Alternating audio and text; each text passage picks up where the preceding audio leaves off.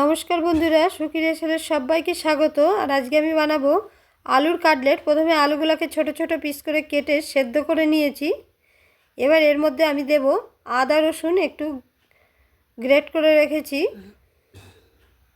তার সঙ্গে একটা পেঁয়াজকে কুচিয়ে রেখেছি, সেই পেঁয়াজটাও দিয়ে দেব।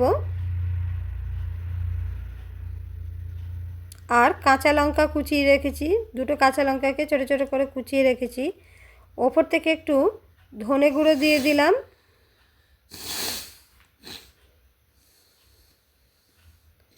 একটু লঙ্কা গুঁড়োও দিয়ে দিলাম। আর একটু চাট মশলা দিয়ে দিলাম।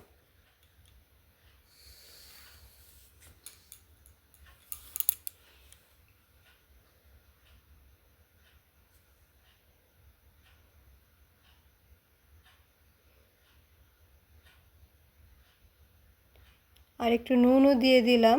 এবার আলুটাকে আমি ভালো করে মেখে নেব।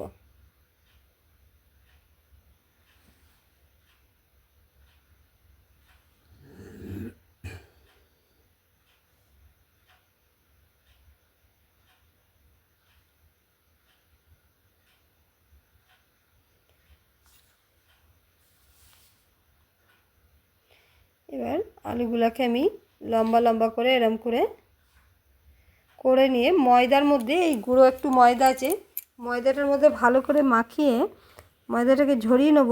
আর একটা পাত্রে ময়দাতে নুন দিয়ে জল দিয়ে এবার এটাকে ভালো করে ভিজিয়ে নেব।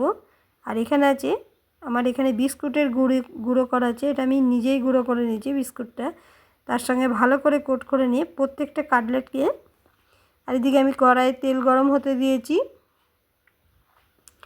প্রত্যেকটা কাটলেটকে এইভাবে বানিয়ে নেব গোল গোল শেপে। যার যেরকম শেপ সে সেরকমভাবে বানিয়ে নিতে পছন্দ, সে সেরকমভাবে বানিয়ে নিতে পারে। আমি এইভাবেই বানিয়ে নিয়েছি। আর যদি ভালো লাগে আমার কাটলেটটা, একবার এইভাবে বানিয়ে দেখবেন। আর আমার চ্যানেলটাকেও একটু সাবস্ক্রাইব করে দেবেন। আর লাইক কমেন্ট শেয়ার করে পাশে থাকার অনুরোধ রইল। তো এবার আমার প্রত্যেকটা কাটলেট বানানো হয়ে গেছে। এরকম লম্বা লম্বা করে প্রত্যেকটা বানিয়ে নিয়েছি। এবার আমি কাটলেটগুলো তেলে দিয়ে ভেজে নেব।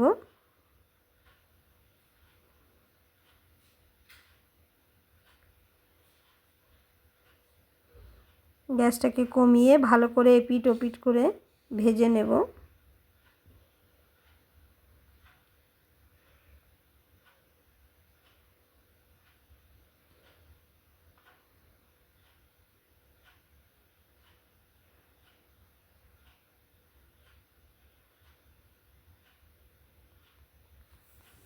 তো হয়ে গেছে আমার কাটলেটগুলো।